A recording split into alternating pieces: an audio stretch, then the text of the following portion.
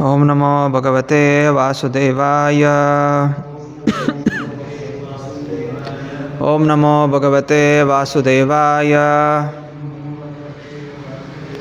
ಓಂ ನಮೋ ಭಗವತೆ ವಾಸುದೇವಾಯ. ನಾರಾಯಣಂ ನಮಸ್ಕೃತ್ಯ ನರಂ ಚೈವ ನರೋತ್ತಮಂ ದೇವೀಂ ಸರಸ್ವತಿಂ ವ್ಯಾಸಂ ತತೋ ಜಯಮುದೀರಯೇತ್. ನಷ್ಟಪ್ರಾಯೇಷು ಅಭದ್ರೇಷು ನಿತ್ಯಂ ಭಾಗವತ ಸೇವಯ ಭಗವತಿ ಉತ್ತಮ ಶ್ಲೋಕೆ ಭಕ್ತಿರ್ಭವತಿರ್ನೈಷ್ಟುಕಿ. ಹರೇ ಕೃಷ್ಣ. ಎಲ್ರಿಗೂ ಸ್ವಾಗತ. ಕಳೆದ ಕೆಲವು ವಾರಗಳಿಂದ ಶ್ರೀಲ ಪ್ರಭುಪಾದರ ಲೀಲಾಮೃತವನ್ನು ಚರ್ಚೆ ಮಾಡ್ತಾ ಇದ್ವಿ. ಶ್ಲೋಕ ಅಧ್ಯಾಯ 1ರಿಂದ 4 ತನಕ ಪೂರ್ಣ ಆಗಿದೆ. ಇಂದು 5 ಹಾಗೂ 6 ಚರ್ಚೆ ಮಾಡಲು ಪ್ರಯತ್ನ ಮಾಡೋಣ. ಎಲ್ಲರೂ ಹೇಳಿ ಪ್ರಭುಪಾದ ಪ್ರಣಾಮ ಮಂತ್ರ. ನಮಃ ಓಂ ವಿಷ್ಣುಪಾದಾಯ ಕೃಷ್ಣ ಪ್ರೇಷ್ಠಾಯ ಭೂತಲೆ ಶ್ರೀಮತೆ ಭಕ್ತಿವೇದಾಂತ ಸ್ವಾಮೇನ್ ಇತಿ ನಾಮಿನೇ ನಮಸ್ತೆ ಸಾರಸ್ವತಿ ದೇವೆ ಗೌರವಾಣಿ ಪ್ರಚಾರಿಣೆ ನಿರ್ವಿಶೇಷ ಶೂನ್ಯವಾದಿ ಪಾಶ್ಚಾತ್ಯ ದೇಶ ತಾರಿಣೆ ಶ್ರೀಕೃಷ್ಣ ಚೈತನ್ಯ ಪ್ರಭು ನಿತ್ಯಾನಂದ ಶ್ರೀ ಅದ್ವೈತ ಗದಾಧರ ಶ್ರೀವಾಸಾದಿ ಗೌರ ಭಕ್ತ ವೃಂದ.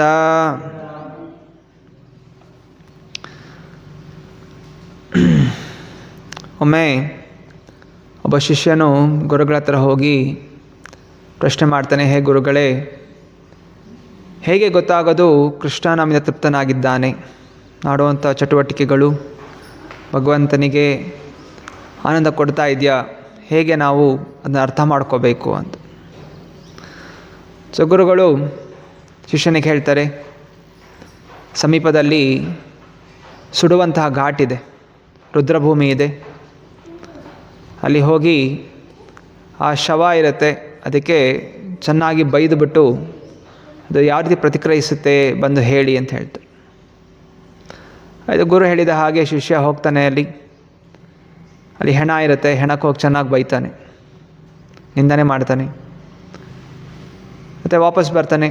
ಗುರುಗಳು ಕೇಳ್ತಾರೆ, ಆ ಶವ ನಿಮ್ಗೆ ಏನಾದರೂ ಪ್ರತಿಕ್ರಿಯೆ ಕೊಡ್ತಾ ಅಂತ. ಇಲ್ಲ, ಶವ ಆಗಿರೋದ್ರಿಂದ ಏನು ಪ್ರತಿಕ್ರಿಯೆ ಕೊಡೋಕ್ಕೆ ಸಾಧ್ಯ ಇಲ್ಲ, ಏನೂ ಇಲ್ಲ ಅಂತ.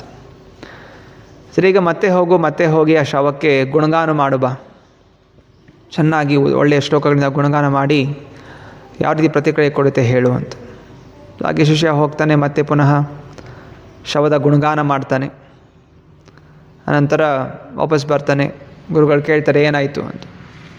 ಇಲ್ಲ, ಶವ ಏನೂ ಮಾಡಲಿಲ್ಲ, ಏನೂ ಪ್ರತಿಕ್ರಿಯೆ ಕೊಡಲಿಲ್ಲ ಅದು. ಈಗ ಗುರುಗಳು ಶಿಷ್ಯನು ಜ್ಞಾನ ತಿಳಿಲಿಕ್ಕೆ ತಯಾರಿದ್ದಾನೆ ಅಂತ ಹೇಳ್ತಾರೆ. ಯಾವ ರೀತಿ ಶವವು ಗುಣಗಾನಕ್ಕಾಗಿ ಅಥವಾ ನಿಂದನೆಗಾಗಿ ಯಾವ ರೀತಿ ಪ್ರತಿಕ್ರಿಯೆ ಕೊಡೋದಿಲ್ಲವೋ, ಹಾಗೆಯೇ ನೀನು ಕೂಡ ಜೀವನದಲ್ಲಿ ಯಾವಾಗ ನಿನಗೆ ಐಶ್ವರ್ಯ ಬರುತ್ತೆ ಅಥವಾ ಕಷ್ಟಗಳಿದೆ, ಸುಖ ಇರುತ್ತೆ, ಎಲ್ಲ ಸಂದರ್ಭದಲ್ಲೂ ಸ್ಥಿರವಾಗಿ ಭಗವಂತನ ಚಿಂತನೆ ಮಾಡ್ತಾ ಇದೆಯಾ ಅಂತ ಹೇಳಿದಾಗ ಕೃಷ್ಣ ನಿನ್ನ ತೃಪ್ತನಾಗಿದ್ದಾನೆ ಅಂತ ತಿಳಿಯಬೇಕು. ಇದು ಗುರುಗಳ ಒಂದು ನಿರ್ದೇಶನ. ಯಾವಾಗ ನಾವು ಸುಖದಲ್ಲಿ ಭಗವಂತನ ಮರಿತೀವಿ, ಕಷ್ಟಗಳಲ್ಲಿ ಭಗವಂತ ನಿಂದನೆ ಮಾಡ್ತೀವಿ, ಇದು ಶುದ್ಧವಾದ ಭಕ್ತಿ ಅಲ್ಲ. ಭಗವಂತ ಅದರಿಂದ ಪೂರ್ಣವಾಗಿ ತೃಪ್ತನಾಗೋದಿಲ್ಲ. ಎಲ್ಲ ಸಂದರ್ಭಗಳಲ್ಲೂ ಸುಖ ಇರಲಿ ದುಃಖ ಇರಲಿ ಸ್ಥಿರವಾಗಿ ಕೃಷ್ಣ ನಿನ್ನ ಸೇವೆ ಮಾಡೋದೇ ನನ್ನ ಕರ್ತವ್ಯ ಅಂತ ಯಾರು ನೋಡಿತಾರೋ ಅಂತಹ ಭಕ್ತನಿಗೆ ಭಗವಂತ ನಿಶ್ಚಯವಾಗಿ ಅವನ ಮೇಲೆ ಪೂರ್ಣವಾದಂತಹ ಕೃಪೆ ಅನ್ನೋದು ಕೊಡುತ್ತಾನೆ. ಸೊ ಇದೆಲ್ಲ ಜ್ಞಾನ ಹೇಗೆ ತಿಳಿಯುತ್ತೆ? ಗುರುಗಳ ಮೂಲಕ. ಆದ್ದರಿಂದ ಶ್ರೀಲ ಪ್ರಭುಪಾದರ ಲೀಲಾಮೃತ, ಅವರ ಜೀವನ ಚರಿತ್ರೆ ಮುಂಬರುವಂತಹ ಎಲ್ಲ ಜನರಿಗೆ ತುಂಬ ಅವಶ್ಯಕರವಾದಂಥದ್ದು. ಎಲ್ಲಿ ತನಕ ನಾವು ಪ್ರಭುಪಾದರ ಮೇಲೆ ಪೂರ್ಣವಾಗಿ ಶ್ರದ್ಧೆ ಇಟ್ಕೊಳ್ಳೋದಿಲ್ಲ, ಪೂರ್ಣ ಶರಣಾಗತಿ ಪಡೆಯೋದಿಲ್ಲ, ನಮಗೆ ಕೃಷ್ಣ ಪ್ರೀತಿ ಪ್ರಾಪ್ತಿ ಆಗೋದಿಲ್ಲ. ಅದರಿಂದ ಗುರು ಪರಂಪರೆ, ಅದರಲ್ಲಿ ಶ್ರೀಲ ಪ್ರಭುಪಾದರು ಮುಂಬರುವಂಥ 10,000 ವರ್ಷಗಳಿಗೆ ಎಲ್ಲ ಬರುವಂಥ ಭಕ್ತಾದಿಗಳಿಗೆ ಅವರು ಸರಿಯಾದ ಮಾರ್ಗದರ್ಶನ ಕೊಟ್ಟಿದ್ದಾರೆ. ಅದರಿಂದ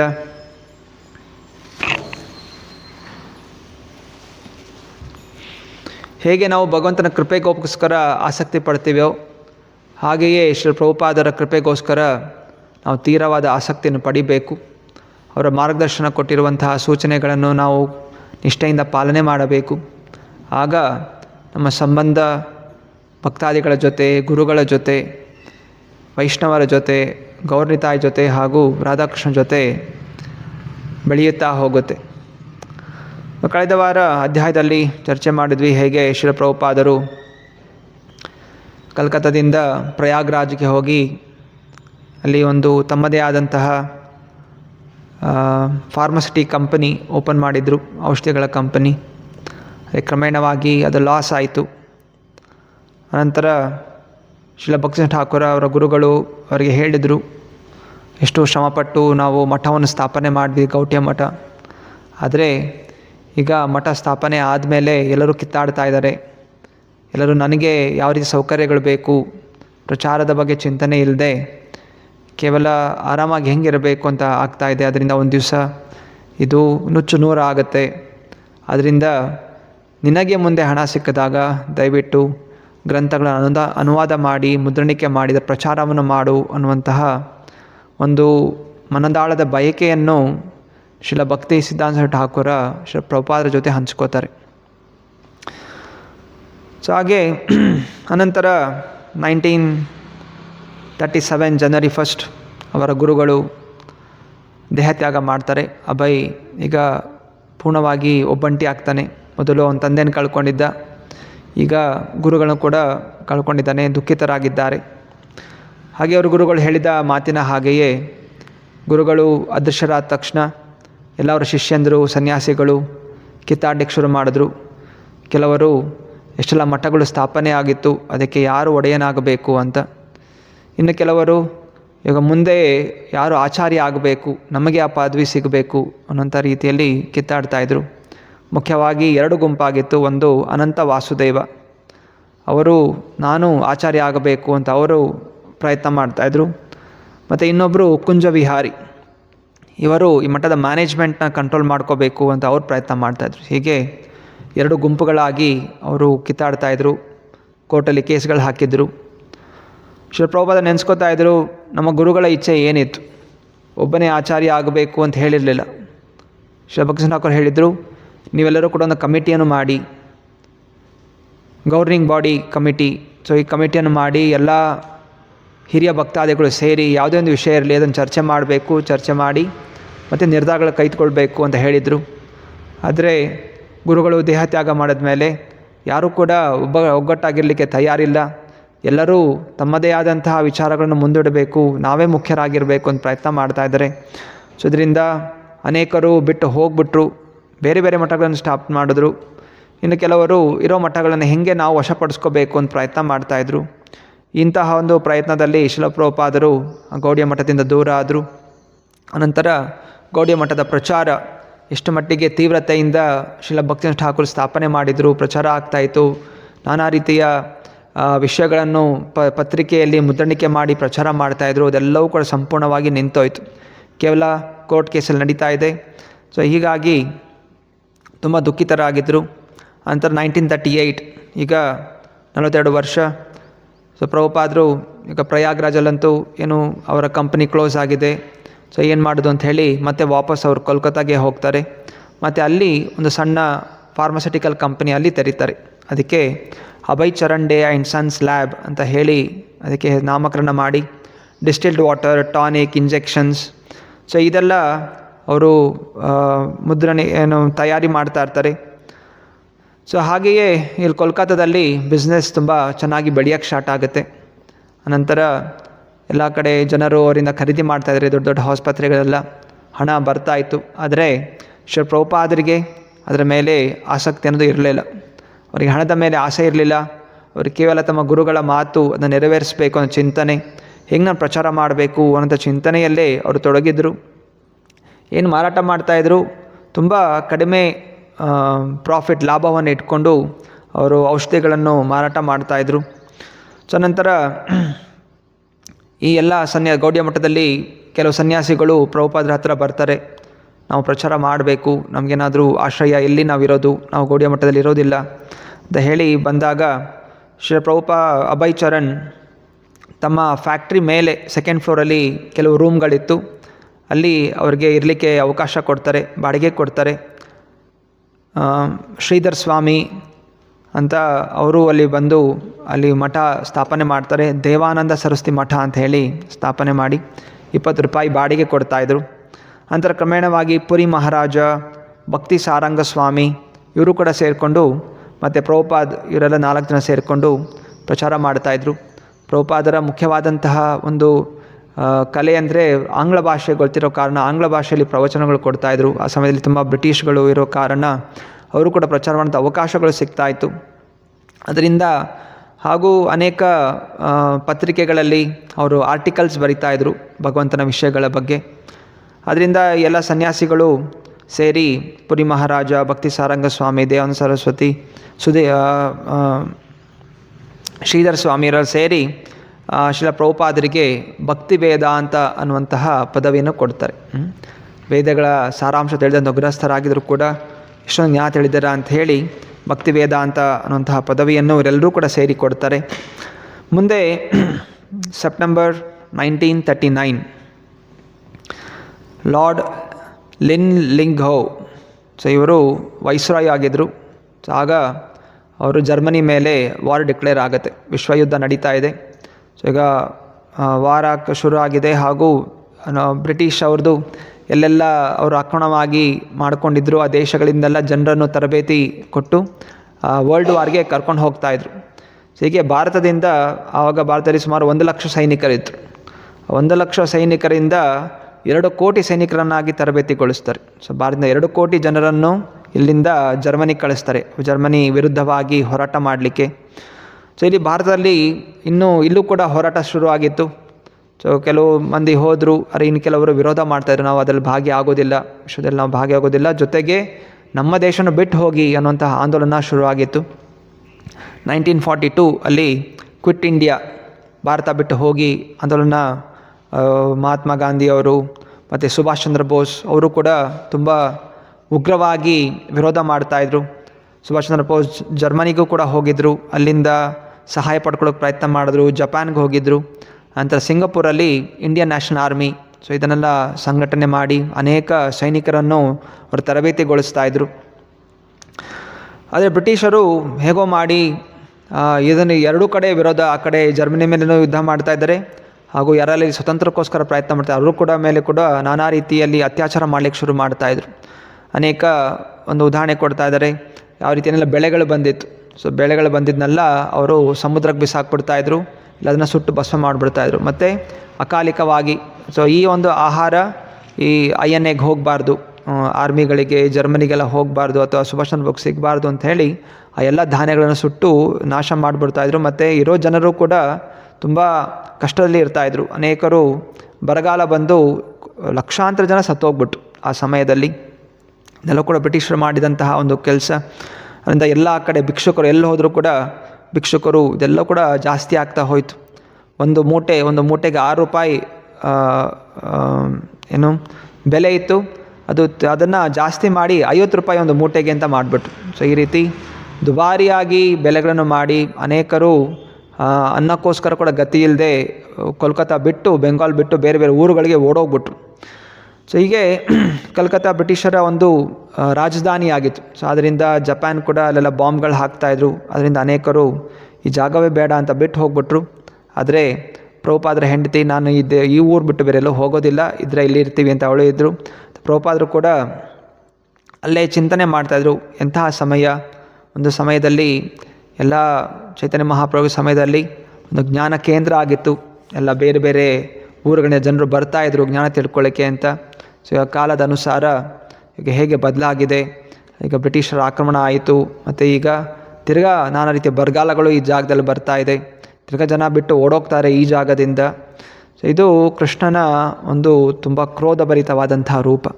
ಇದು ಕೂಡ ಕೃಷ್ಣನ ರೂಪವೇ, ಆದರೆ ಇದು ಅಂತಹ ಪ್ರಿಯವಾದಂತಲ್ಲ.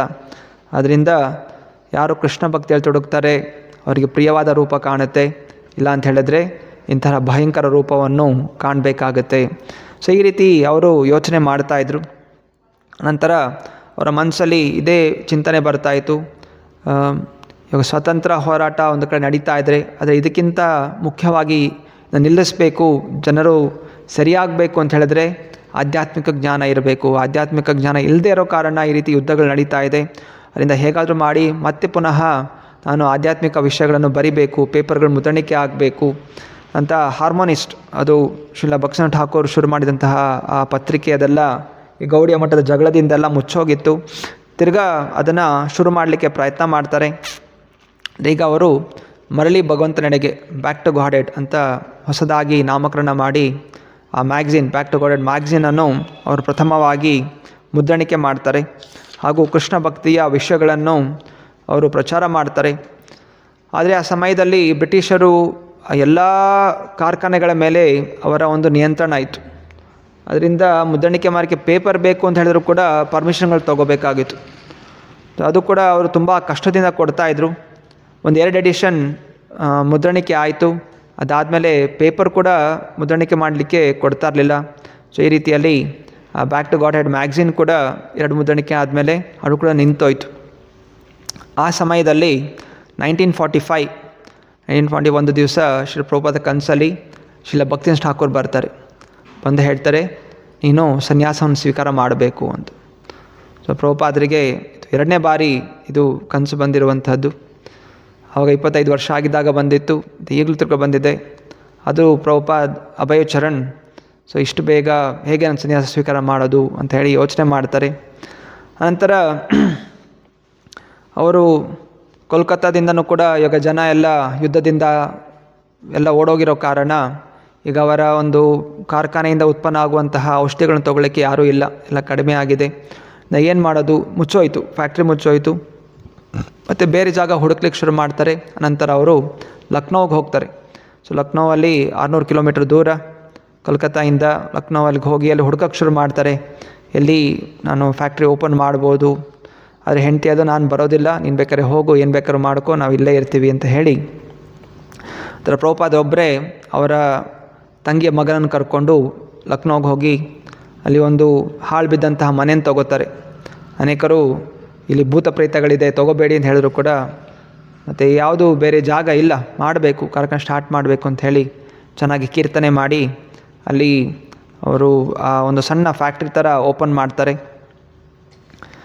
ಅನಂತರ ಅವರ ಇನ್ನೊಬ್ಬ ಸೇವಕ ಗೌರಾಂಗ ಅಂತ ಇರ್ತಾರೆ, ಅವರಿಗೆಲ್ಲ ಪತ್ರ ಬರೀತಾರೆ, ಬಾಪ ನೀನು ಬಂದು ಇಲ್ಲಿ ಸೇವೆ ಮಾಡು. ಆದರೆ ಅವನು ಕೂಡ ಬರೋದಿಲ್ಲ, ಇಲ್ಲ ನನಗೆ ಬರೋಕ್ಕಾಗೋದಿಲ್ಲ. ಸೊ ಈ ರೀತಿ ತುಂಬ ಹಣ ಸಂಪಾದನೆ ಮಾಡಲಿಕ್ಕೆ ತುಂಬ ಕಷ್ಟಕರ ಆಗೋಯಿತು. ಮತ್ತು ಹೇಗೆ ಬೆಳೀತಾಯಿತು, ಫಸ್ಟ್ ಪ್ರಯಾಗ್ ಬಂದಾಗ ಪ್ರಯಾಗಲ್ಲಾಯಿತು, ಪ್ರಯಾಗಲ್ಲಿ ಚೆನ್ನಾಗಿ ಬೆಳೀತು. ಅನಂತರ ಲಾಸ್ ಆಯಿತು. ಕೋಲ್ಕತ್ತಾಗೆ ಬಂದರು, ಕೋಲ್ಕತ್ತಲ್ಲಿ ಬೆಳೀತು, ತಿರ್ಗಾ ಅಲ್ಲಿ ಲಾಸ್ ಆಯಿತು. ಈಗ ಲಕ್ನೋಗೆ ಬಂದಿದ್ದಾರೆ, ಅಲ್ಲೂ ಕೂಡ ಯಾವುದೇ ರೀತಿಯ ಒಂದು ಪ್ರಯತ್ನ ಅಲ್ಲೂ ಸಫಲತೆ ಕೊಡ್ತಾ ಇಲ್ಲ. ಸೊ ಆ ಸಮಯದಲ್ಲಿ ಈಗ ಸ್ವಾತಂತ್ರ್ಯ ಆಂದೋಲನ ತೀವ್ರತೆಗೊಳ್ತಾ ಇದೆ. ಸೊ ಗಾಂಧಿಯವರು ಎಲ್ಲರೂ ಕೂಡ ಒಗ್ಗಟ್ಟಾಗಬೇಕು, ಈ ಒಂದು ಭಾರತ ಒಂದು ಎಲ್ಲ ಜಾತಿ ಮತ ಬಿಟ್ಟು ಒಗ್ಗಟ್ಟಾಗಿರಬೇಕು ಅಂತ ಅವರು ಪ್ರಚಾರ ಮಾಡ್ತಾಯಿದ್ರು. ಆದರೆ ಇನ್ನೊಂದು ಕಡೆ ವಿರೋಧಿಯಾಗಿ ಜಿನ್ನಾ ನಾವು ಮುಸ್ಲಿಂ ಲೀಗ್ ಅಂತ ಮಾಡಿಬಿಟ್ಟು ಈ ದೇಶ ವಿಭಾಗ ಆಗಬೇಕು, ನಮಗೆ ಬೇರೆ ದೇಶ ಬೇಕು ಅಂತ ಹೇಳಿ ಅವರು ಹೋರಾಟ ಮಾಡ್ತಾಯಿದ್ರು. ಸೊ ಹೀಗೆ 1946 ಜಿನ್ನಾ ಡೈರೆಕ್ಟ್ ಆ್ಯಕ್ಷನ್ ಡೇ ಅಂತ ಹೇಳಿ ಅವರು ಒಂದು ಕರೆಯನ್ನು ಕೊಡ್ತಾರೆ. ಸೊ ಆ ಕರೆ ಕೊಟ್ಟಾಗ ಭಾರತದಲ್ಲಿ ಅನೇಕ ಮುಸ್ಲಿಮರು ಆಕ್ರಮಣ ಮಾಡಿ ಸಾವಿರಾರು ಹಿಂದೂಗಳನ್ನು ನಾಶ ಮಾಡ್ತಾರೆ. ಹಿಂದೂಗಳು ಮತ್ತು ಮುಸ್ಲಿಮರ ಯುದ್ಧ ತೀವ್ರತೆಗೊಳ್ಳುತ್ತೆ. ಸಾವಿರಾರು ಜನ, ಲಕ್ಷಾಂತರ ಜನ ಸಾಯ್ತಾರೆ ಈ ಒಂದು ಡೈರೆಕ್ಟ್ ಆ್ಯಕ್ಷನ್ ಡೇಯಲ್ಲಿ. ಅನಂತರ ಲಾರ್ಡ್ ಮೌಂಟ್ ಬ್ಯಾಟನ್ ಆ ಸಮಯದಲ್ಲಿ ಎರಡೂ ಒಂದು ಪಕ್ಷಗಳನ್ನು ಕರೆಸಿ ಮತ್ತು ಪಾಕಿಸ್ತಾನ ಅನ್ನುವಂತಹ ವಿಭಾಗ ಮಾಡ್ತಾರೆ. ಸೊ ಪಾಕಿಸ್ತಾನನ್ನು ಜಿನ್ನಾಗೆ ಕೊಟ್ಬಿಡ್ತಾರೆ. ಅದು August 14 ಅವರಿಗೆ ಸ್ವತಂತ್ರತೆ ಬಂತು. ಮತ್ತು ಭಾರತಕ್ಕೆ August 15 ಸ್ವತಂತ್ರೆಯನ್ನು ನೀಡಿದರು. ಅರೆ ಸ್ವತಂತ್ರತೆ ಯಾವ ರೀತಿ ಸಿಕ್ತು? ಲಕ್ಷಾಂತರ ಜನ ಕೊಲೆಯಾದರು.